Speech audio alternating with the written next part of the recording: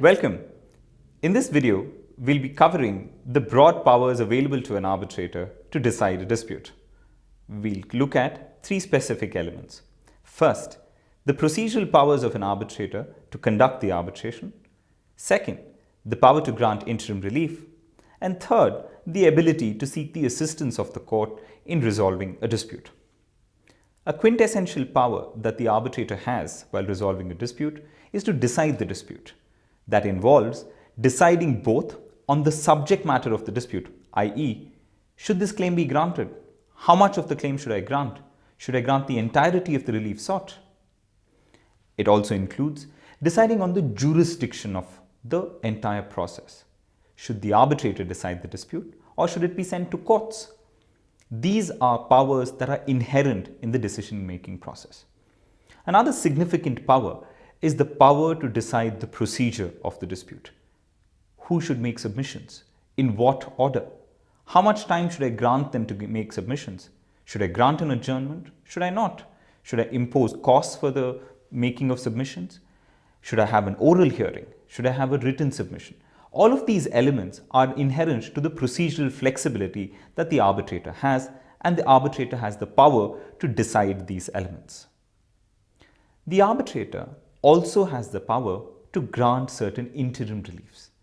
Now, what are interim reliefs? Interim reliefs are reliefs that are granted during the course of an arbitration that cannot wait until the end of the process. To give you some examples, if you're dealing with a contract which concerns the sale of a perishable good, say tomatoes. Now, if the tomatoes are at risk of rotting during the course of an arbitration, then the entire process will be frustrated if one had to wait to the end of the arbitration to get any relief. In that context, the arbitrator has the power to grant interim reliefs, either to preserve the goods, secure the goods, or to even sell the goods in order to make the entire process effective. Other similar powers available are to secure the amount in dispute, usually relevant when one of the parties is trying to dispose of all of its assets to make the entire arbitration useless. Another power which is available is inspection of property. For instance, there is a defective good. You want to understand if there's actually a defect. The arbitrator has the power to inspect those goods. Other similar powers also include the power to grant an injunction. For instance, you have a house which is a subject of a dispute which is getting demolished the next day. You can seek an injunction from an arbitrator to prevent that from happening. There are other reliefs which we will cover in greater detail in the following modules, but this is to give you an idea that the arbitrator has the power not only to grant the final relief, but also to grant certain interim reliefs. Now, any interim relief that the arbitrator grants is enforceable as if it were an order of the court.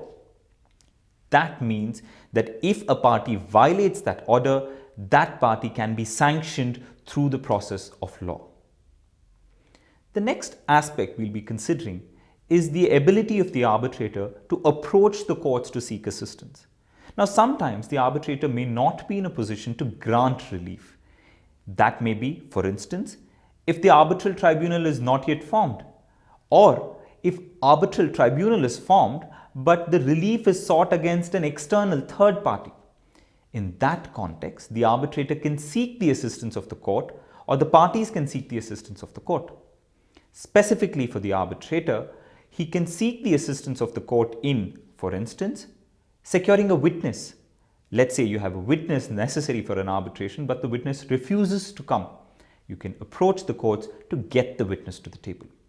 Similarly, if you need certain documents that are required for an arbitration, you can approach the courts to help you obtain those documents. The arbitrator can also seek the assistance of the court if he wishes to inspect certain properties which are not within the possession of the parties in the dispute.